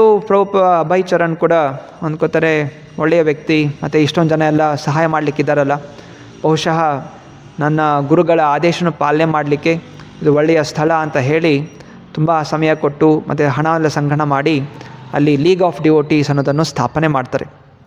May 16, 1953 ಆ ಭವನದಲ್ಲಿ, ಭಾರತಿ ಭವನದಲ್ಲಿ ಲೀಗ್ ಆಫ್ ಡಿವೋಟೀಸ್ ಅನ್ನುವಂತಹ ಒಂದು ಸಂಸ್ಥೆಯನ್ನು ಸ್ಥಾಪನೆ ಮಾಡ್ತಾರೆ. ಸೊ ಮತ್ತು ಅದಕ್ಕೆ ದೊಡ್ಡ ಪ್ರೋಗ್ರಾಮ್ ಮಾಡಿ ಬಂದಂಥ ಜನರಿಗೆಲ್ಲ ಅನ್ನದಾನ ಮಾಡಿರುವಂತಹದ್ದು, ಸೊ ಮತ್ತು ಪ್ರವಚನ ಕೊಟ್ಟಿರುವಂಥದ್ದೆಲ್ಲ ಆಗುತ್ತೆ. ಮತ್ತು ಆ ದಿವಸದಿಂದ ಪ್ರಭುಪಾದರು ತಮ್ಮ ಗುರುಗಳ ಆದೇಶವನ್ನು ಪಾಲನೆ ಮಾಡಬೇಕು, ಅದನ್ನು ಪೂರ್ಣಗೊಳಿಸಲಿಕ್ಕೆ ಎಲ್ಲ ರೀತಿ ಪ್ಲ್ಯಾನ್ ಮಾಡಲಿಕ್ಕೆ ಶುರು ಮಾಡ್ತಾರೆ. ಅವರ ಚಿಂತನೆ ಕೇವಲ ಝಾನ್ಸಿ ಒಂದೇ ಇರಲಿಲ್ಲ, ಝಾನ್ಸಿಯಿಂದ ಸಂಪೂರ್ಣ ದೇಶ, ಸಂಪೂರ್ಣ ವಿಶ್ವ, ಎಲ್ಲ ಕಡೆ ಕೃಷ್ಣ ಭಕ್ತಿ, ಎಲ್ಲಿಂದ ಇದನ್ನು ಕೇಂದ್ರವಾಗಿ ಇಟ್ಕೊಂಡು ಹೆಂಗೆ ಪ್ರಚಾರ ಮಾಡಬೇಕು ಅಂಥೇಳಿ ಪ್ಲ್ಯಾನ್ ಮಾಡೋಕ್ಕೆ ಶುರು ಮಾಡಿದ್ರು. ಹಾಗೂ ಈ ಲೀಗ್ ಆಫ್ ಡಿವೋಟೀಸಲ್ಲಿ ನಿಯಮಗಳು ಏನೇನಿರಬೇಕು, ಯಾವ ರೀತಿ ನಾವು ಪಾಲನೆ ಮಾಡಬೇಕು, ಭಕ್ತಾದಿಗಳು ಹೇಗಿರಬೇಕು, ದೀಕ್ಷಾ ತೊಗೋಬೇಕು ಅಂದರೆ ಏನೇನು ರೂಲ್ಸ್ ಫಾಲೋ ಮಾಡಿರಬೇಕು, 4 ನಿಯಮಗಳು, ಇದೆಲ್ಲ ಅವರು ಬರೀಲಿಕ್ಕೆ ಶುರು ಮಾಡಿದ್ರು. ರೂಲ್ಸ್ ಆ್ಯಂಡ್ ರೆಗ್ಯುಲೇಷನ್ಸ್, ಗೋಲ್ಸ್, ಇದೆಲ್ಲವೂ ಕೂಡ ಮಾಡಲಿಕ್ಕೆ ಶುರು ಮಾಡಿದ್ರು. ಹೀಗೆ ಅವರ ಕನಸು, ಅವರೆಲ್ಲ ಹೇಳ್ತಾಯಿದ್ರು ಅವರ ಕನಸು ಸಣ್ಣ ಪುಟ್ಟ ಕನಸು ಇರಲಿಲ್ಲ. ಸೊ ಈ ಭಕ್ತಿ ಅನ್ನೋದು ವಿಶ್ವಾದ್ಯಂತ ಒಂದು ಆಂದೋಲನ ಆಗಬೇಕು. ಹೇಗೆ ವಿಶ್ವಯುದ್ಧ ನಡೀತಾ ಇದೆ ಹಾಗೆ ವಿಶ್ವ ಆಂದೋಲನ ಈ ಕೃಷ್ಣ ಪ್ರಜ್ಞೆ ಆಗಬೇಕು ಅನ್ನೋ ಚಿಂತನೆಯಿಂದ ಅವರು ಕೆಲಸಗಳನ್ನು ಮಾಡ್ತಾಯಿದ್ರು. ಸೊ ಇದಕ್ಕಿದ್ದಾಗೆ ಒಂದು ದಿವಸ ಒಂದು ಟೆಲಿಗ್ರಾಮ್ ಬರುತ್ತೆ. ಸೊ ಅದು ಪ್ರಯಾಗ್ರಾಜಿಂದ ಟೆಲಿಗ್ರಾಮ್ ಬರುತ್ತೆ. ಸೊ ಅಲ್ಲಿ ಬರೆಯುತ್ತೆ, ಸೊ ನಿಮ್ಮ ಆ ಫ್ಯಾಕ್ಟ್ರಿ ಏನಿತ್ತು ಅದು ಕಳ್ಳತನ ಆಗೋಗ್ಬಿಟ್ಟಿದೆ, ಆ ಒಬ್ಬ ಕೆಲಸದವನು ಎಲ್ಲ ಲೂಟಿ ಮಾಡ್ಕೊಂಡು ಹೋಗ್ಬಿಟ್ಟಿದ್ದಾನೆ, ಸುಮಾರು 7,000ದಷ್ಟು ಲಾಸ್ ಆಗಿದೆ ಅನ್ನುವಂತಹ ವಿಷಯವನ್ನು ಅವರಿಗೆ ತಿಳಿಸುತ್ತೆ. ಮತ್ತು ಶ್ರೀ ಪ್ರಭುಪಾದರು ಇದೇ ಶ್ಲೋಕನ ಸ್ಮರಣೆ ಮಾಡ್ಕೋತಾರೆ ಶ್ರೀಮದ್ ಭಾಗವತಮಿಂದ, ಯಸ್ಯಾಹಂ ಅನುಗ್ರಹಾಮೇ ಹರಿಷ್ಯೇ ತದ್ ಧನಂ ಶನೈಹಿ. ಒಂದು ಕಡೆ ಖುಷಿ ಕೂಡ ಆಗ್ತಾ ಇದೆ, ಯಾಕಂದರೆ ಭಕ್ತಿ ಪ್ರಚಾರ ಆಗ್ತಾ ಇದೆ. ಸೊ ಜೊತೆಯಲ್ಲಿ ನೆನೆಸ್ಕೊತಾ ಇದ್ದಾರೆ, ಭಗವಂತ ಹೇಳಿದ್ದಾನೆ ಯಾರ ಮೇಲೆ ನನ್ನ ಕೃಪೆ ಇರುತ್ತೆ ಅವರ ಹಣ ಮತ್ತು ಸಂಬಂಧಿಕರು ಎಲ್ಲರೂ ಕೂಡ ನಾನು ಹರಣ ಮಾಡ್ತೀನಿ. ಸೊ ಅದರಿಂದ ಭಗವಂತನ ಕೃಪೆ ಪ್ರಾಪ್ತಿ ಆಗ್ತಾ ಇದೆ. ಒಂದು ಕಡೆ ಪರಿವಾರದಿದ್ರೆಲ್ಲ ದೂರ ಆಗ್ತಾ ಇದ್ದಾರೆ, ಭಕ್ತಿ ಬೆಳೀತಾ ಇದೆ ಅನ್ನೋಂತಹ ಖುಷಿ ಅಲ್ಲಿ ಇದ್ದರು. ಸೊ ಮುಂದೆ ಏನಾಗುತ್ತೆ ನೋಡೋಣ ಮುಂದಿನ ಒಂದು ವಾರದಲ್ಲಿ. ಹರೇ ಕೃಷ್ಣ. ಅದು ಪ್ರಶ್ನೆಗಳಿದೆಯಾ? ಆಧ್ಯಾತ್ಮಿಕವಾಗಿ ಬೆಳೆಸಿದ್ದಾಗ ಇದು ಭೌತಿಕವಾಗಿದ್ದು ಕೈವಾಗ್ತದೆ. ಒಂದು ಪರೀಕ್ಷೆ ಇರುತ್ತೆ. ಅದು ಒಂದು ಭಗವಂತನ ಕೃಪೆ. ಯಾವಾಗ ಐಶ್ವರ್ಯ ಇರುತ್ತೆ, ಜನ ಬರ್ತಾರೆ, ಜನ ಜಾಸ್ತಿ ಆಗ್ತಾ ಇದ್ದಾಗ ಆಧ್ಯಾತ್ಮಿಕ ಚಿಂತನೆ ಮಾಡೋದು ಕಷ್ಟ. ಸೊ ಗೌರವ ಪ್ರತಿಷ್ಠೆ ಇದೆಲ್ಲ ಚಿಂತನೆಗಳಿರುತ್ತೆ. ಸೊ ಯಾವಾಗ ಸಂಬಂಧಿಕ ದೂರ ಆಗ್ತಾರೆ, ಹಣ ದೂರ ಆಗುತ್ತೆ, ಏನು ಜವಾಬ್ದಾರಿ ಇರೋದಲ್ಲ, ಸಂಪೂರ್ಣವಾಗಿ ಭಕ್ತಿಯಲ್ಲಿ ತೊಡಗ್ಬೋದು. ಇದು ಒಂದು ವಿಚಾರ. ಆದರೆ ಭಗವಂತನ ಕೃಪೆ ಇದ್ದರೆ ಎರಡೂ ಕೂಡ ಸಿಗ್ಬೋದು. ಸೊ ಅಂದರೆ ಭಕ್ತಿ ಸಿಕ್ಕಿದ್ರೆ ಭಕ್ತಿ ಮಾರ್ಗದಲ್ಲಿ ಹೋಗದೆ ಏನೂ ಸಿಗೋದಿಲ್ಲ, ಐಶ್ವರ್ಯ ಇರೋದಿಲ್ಲ ಅಂತ ಭಯಪಡೋದು ಬೇಡ. ಯಾಕಂದರೆ ಅದು ಕೂಡ ನಾನಾ ಉದಾಹರಣೆಗಳಿದೆ. ಪಾಂಡವರಿದ್ದರು, ಧ್ರುವ ಮಹಾರಾಜ, ಪ್ರಹ್ಲಾದ್ ಮಹಾರಾಜ. ಧ್ರುವ ಮಹಾರಾಜ ಅವನಿಗೆ ಧ್ರುವ ಲೋಕ, ಬ್ರಹ್ಮನಿಗಿಂತ ದೊಡ್ಡ ಲೋಕವೇ ಪ್ರಾಪ್ತಿ ಆಯಿತು. 36,000 ವರ್ಷ ರಾಜನಾಗಿ ಆಳ್ವಿಕೆ ಮಾಡಿದ. ಭಗವಂತನ ಕೃಪೆ ಇದೆ, ಎರಡೂ ಕೂಡ ಇರುತ್ತೆ, ಅದು ಕೂಡ ರಕ್ಷಣೆ ಆಗ್ತದೆ. ಧ್ರುವ ಮಹಾರಾಜ ಕೇಳ್ಕೊತಾನೆ, ಇಂತಹ ವರ ಯಾಕೆ ಕೊಡ್ತಾ ಇದೆಯಾ, ಇಂಥ ವರ ಸಿಕ್ಕ ನಾನು ಭ್ರಮಿತನಾಗ್ತೀನಿ, ಬೇಡ ನಂಗೆ ಇಂಥ ವರ ಇಲ್ಲ. ಭಗವಂತ ಹರಿ ಹೇಳ್ತಾನೆ, ಇಲ್ಲಿ ಚಿಂತನೆ ಮಾಡಬೇಡ, ನೀನು ಐಶ್ವರ್ಯವಂತನಾಗೂ ಇರ್ತೀಯ, ಭಕ್ತಿಯಿಂದನೂ ಕೂಡ ನೀನು ದೂರ ಸರಿಯೋದಿಲ್ಲ ಅಂತ ರಕ್ಷಣೆ ಕೂಡ ಕೊಡ್ತಾರೆ. ಸೊ ಈ ರೀತಿ ಎರಡೂ ಕೂಡ ಇದೆ, ಅವಕಾಶಗಳಿದೆ. ಸೊ ಪ್ರಭುಪಾದರಿಗೆ ಪರೀಕ್ಷೆ. ಆದರೆ ಮುಂದೆ ಪ್ರಭುಪಾದರು ಕೂಡ ಅನೇಕ ಮಠಗಳು ಸ್ಥಾಪನೆ ಆಗುತ್ತೆ, 108 ಮಂದಿರಗಳು, ದೊಡ್ಡ ದೊಡ್ಡ ಶ್ರೀಮಂತ ಶಿಷ್ಯಂದಿರು ಎಲ್ಲ ಆಗ್ತಾರೆ. ಆದರೆ ಆಗ ಅವರು ಸ್ಥಿರವಾಗಿದ್ದಾರೆ. ಸೊ ಒಂದು ಪರೀಕ್ಷೆ ಆಗುತ್ತೆ, ಎಲ್ಲಿ ಹೇಗಿರ್ತಾನೆ ಕಷ್ಟ ಸುಖದಲ್ಲಿ. ಸೊ ಮೊದಲೇ ಕತೆ ಕೇಳಿದ್ವಲ್ಲ, ಕೃಷ್ಣ ತೃಪ್ತನಾಗಿದ್ದಾನೆ ಅಂತ ಹೇಗೆ ತಿಳಿಯೋದು? ಕಷ್ಟ ಇರಲಿ ಸುಖ ಇರಲಿ ಅವನು ದೃಢವಾಗಿರಬೇಕು, ಸ್ಥಿರವಾಗಿರಬೇಕು. ಐಶ್ವರ್ಯ ಗುಣಗಾನಗಳಿಂದ ವಿಚಲಿತನಾಗಬಾರ್ದು, ಅಹಂಕಾರಿ ಆಗಬಾರ್ದು. ಅವು ಕಷ್ಟಗಳು ಬಂದಾಗ ಭಗವಂತನ ದೂರಕ್ಕೆ ಹೋಗಬಾರ್ದು. ಸೊ ಇಂಥ ಪರೀಕ್ಷೆಗಳಲ್ಲಿ ಪಾಸಾದರೆ ಭಗವಂತ ಎಲ್ಲವನ್ನೂ ಕೊಡ್ತಾನೆ ಅವನ ಮುಖಾಂತರ. ಮತ್ತು ಆ ಭಕ್ತನೂ ಕೂಡ ಅದರಲ್ಲಿ ವಿಚಲಿತನಾಗದೆ ಎಲ್ಲವನ್ನೂ ಕೂಡ ಭಗವಂತನ ಸೇವೆಗೋಸ್ಕರ ಉಪಯೋಗ ಮಾಡ್ತಾನೆ. ಎಲ್ಲವೂ ಭಗವಂತನಿದೆ, ಯಾವುದೂ ಕೂಡ ವ್ಯರ್ಥ ಇಲ್ಲ ಜಗತ್ತಿನಲ್ಲಿ. ಅರೆ ಭಕ್ತಿ ಇಲ್ಲದೇ ಇರೋ ಕಾರಣ ನಾವು ಏನು ಮಾಡ್ತೀವಿ, ಭೌತಿಕ ವಸ್ತುಗಳನ್ನು ನಮ್ಮ ಇಂದ್ರಿಯ ಭೋಗ ಉಪಯೋಗ ಮಾಡ್ಕೋತೀವಿ. ಇದರಿಂದ ನಾವು ಕರ್ಮಬಂಧನಕ್ಕೊಳಗಾಗ್ತೀವಿ. ಆದರೆ ಯಾವಾಗ ನಾವು ಇಂದ್ರಿಯಗಳನ್ನು ಜಯಿಸಿರ್ತೀವಿ ಆಗ ಭಗವಂತ ಎಷ್ಟು ಐಶ್ವರ್ಯ ಕೊಟ್ಟರೂ ಕೂಡ ನಾವು ವಿಚಲಿತ ಆಗೋದಿಲ್ಲ. ಇದರಾಗಿ ಎಲ್ಲವನ್ನೂ ಕೂಡ ಭಗವಂತನ ಸೇವೆಯಲ್ಲಿ ತೊಡಗಿಸ್ತೀವಿ. ಋಷಿಕೇಶ ಸೇವನಂ. ನಮ್ಮ ಇಂದ್ರಿಯಗಳಿಂದ ಋಷಿಕನ ಸೇವೆಯನ್ನು ಮಾಡಿದ್ರೆ, ಎಲ್ಲ ಇಂದ್ರಿಯ ವಸ್ತುಗಳನ್ನು ಋಷಿಕನ ಸೇವೆ ಮಾಡೋದ್ರಿಂದ ನಾವು ಕೂಡ ಖುಷಿಯಾಗಿರ್ತೀವಿ, ಭಗವಂತನೂ ಕೂಡ ಅದರಿಂದ ತೃಪ್ತನಾಗ್ತಾನೆ. ಅಂದರೆ ಈ ಪ್ರವಚನ ಕೇಳಿದಾಗ ಕೆಲವೊಬ್ಬರು ಜನಕ್ಕೆ ಡೌಟ್ ಬರ್ಬೋದು, ಭಗವಂತನ ಸಾವಿರ ಕೊಟ್ಟಿದ್ರೆ ಭಗವಂತನ ಕೋಪ ನಮಗೆ ಬಿದ್ದರೆ ನಮಗೆಲ್ಲ ಶಿಕ್ಷೆ ಹೋಗ್ತಾನೆ, ಅದು ಒಂದು ಚಿಂತನೆಯಲ್ಲಿ ಬಿದ್ದೋಗಿದೆ. ಪ್ರಭುಪಾದಕ್ಕೆ ಆಲೋಚನೆ ಬಂತು, ಏನಂತ ಸಂತೋಷ ಆಯ್ತು, ಖುಷಿ ಆಯಿತು. ಭಗವಂತ ಕೃಪಾ ಸಿಕ್ಕಿದಾಗ ನಾನು ಹಿಂಗೆ ಭೌತಿಕವಾಗಿ ಎಲ್ಲಿಗೆ ಹೋಗ್ತೀನಿ ಅಂತ ಅವ್ರು ಖುಷಿ ಪಟ್ಟಿದ್ರು. ಸಾಮಾನ್ಯ ಜನರಿಗೆ ಆ ಖುಷಿ ಗೊತ್ತಿಲ್ಲ ಅಂದರೆ ಮತ್ತೆ ಹೆದರ್ಕೊಂತಾರೆ ಅನ್ನೋದು. ಅದಕ್ಕೆ ಏನು ಶಾಸ್ತ್ರ ಓದಲೇಬೇಕು. ಹೌದು, ಜ್ಞಾನ ಬೇಕು, ಜ್ಞಾನ ಇದ್ರೇ ಅದು ಜ್ಞಾನ ಬೇಕು. ಆ ಜ್ಞಾನ ಕೇಳ್ಕೊಳ್ಳೋಕ್ಕೆ ಶಾಸ್ತ್ರ ಓದ್ತಿದ್ರೆ. ಸೊ ಅದಕ್ಕೋಸ್ಕರ ಸತ್ಸಂಗ ಬೇಕು. ಯಾವಾಗ ಸತ್ಸಂಗ ಮಾಡ್ತೀವಿ, ಜನ ಸೇರ್ತೀವಿ, ಲೀಲೆಗಳನ್ನು ಓದ್ತೀವಿ, ಸೊ ಆಗ ನಮಗೆ ಮುಂದೆ ಏನು ಸಿಗುತ್ತೆ ಅನ್ನೋದು ನಮಗೆ ಗೊತ್ತಾಗುತ್ತೆ. ಇಲ್ಲಾಂದರೆ ಈಗ ನನಗೆ ಪರಿಸ್ಥಿತಿಯಲ್ಲಿ ಪರಿಸ್ಥಿತಿ ಹಿಂಗೆ ಆಗೋಯ್ತಲ್ಲ ಅಂತ ಗಾಬರಿ ಆಗುತ್ತೆ. ಆದರೆ ಕಷ್ಟ ಸುಖಗಳು ಭೌತಿಕ ಜಗತ್ತಿನಲ್ಲಿ ಎರಡೂ ಒಂದೇ. ಕಷ್ಟ ಸಿಕ್ಕಿದ್ರು ಒಂದೇ, ಸುಖ ಸಿಕ್ಕಿದ್ರು ಒಂದೇ. ಚಿಂತನೆ ಯಾವಾಗೊಬ್ಬನಿಗೆ ಬರುತ್ತೆ. ಪ್ರಭುಪಾದ ಲೀಲೆಗಳಿಂದ ನೋಡ್ತಾ ಇದ್ವಿ. ಮುಂಚೆ ಅವರು ಬಾಲ್ಯದಲ್ಲಿ ಶ್ರೀಮಂತರಾಗಿದ್ದರು, ಎಲ್ಲ ಚೆನ್ನಾಗಿತ್ತು. ಕ್ರಮೇಣವಾಗಿ ಲಾಸ್ ಆಯಿತು, ತಿರ್ಗಾ ಬೆಳೆದ್ರು, ತಿರ್ಗಾ ಲಾಸ್ ಆಯಿತು, ತಿರ್ಗಾ ಬೆಳೆದ್ರು, ತಿರ್ಗಾ ಲಾಸ್ ಆಯಿತು. ಸೊ ಮುಂದೆ ನೋಡ್ತೀವಿ ಹೇಗೆ ಏನಾಯಿತು. ಮತ್ತು ಇದರಿಂದ ಅವರು ಅಮೇರಿಕಾಗೆ ಹೋಗ್ಬೇಕಾದ್ರೆ ಒಂದು ಸನ್ನಿವೇಶ ಬಂತು, ಮತ್ತು ಅಲ್ಲಿಂದ ಹೇಗೆ ಬೆಳೀತು. ಸೊ ಎಲ್ಲರಿಗೂ ಒಂದು ಉತ್ಸಾಹ ಕೊಡುವಂತಹ, ಪ್ರೇರಣೆ ಕೊಡುವಂತಹ ಒಂದು ಕತೆ ಹಾಗೂ ನಿಜವಾದ ಇತಿಹಾಸ ಪ್ರಭುಪಾದರು ಗುರುಗಳ ಮುಖಾಂತರ ನಮಗೆ ತಿಳಿಸ್ತಾ ಇದ್ದಾರೆ. ಪೂರ್ಣವಾಗಿ ಓದಿದಾಗ ಗೊತ್ತಾಗುತ್ತೆ. ಹರೇ ಕೃಷ್ಣ. ಶ್ರೀ ಪ್ರಭುಪಾದ್ ಕಿ. ಸೊ ಕೀರ್ತನೆ ಮಾಡೋಣ ಕ್ಲಾಸ್. ಅಲ್ಲಿ ಇನ್ಫಾರ್ಮ್ ಮಾಡಬೇಡಿ ಯಾರ ಕಡೆ ಅವ್ರಿಗಲ್ಲಿ ಕ್ಲಾಸ್ ಆಗಿದೆ ಅಂತ. ಇಲ್ಲಿ ಸಾಂಗ್ ಬುಕ್ ಕೊಡಿ. ಇಲ್ಲಿ ಅಲ್ಲಿ ಅವ್ರಿಗೆ ಹೇಳ್ಬಿಡಿ, ಅಂದರೆ ಮಾತಾಡೋರಿಗೆ ಹೇಳ್ಬಿಡಿ ಕ್ಲಾಸ್ ಆಗಿದೆ ಅಂತ.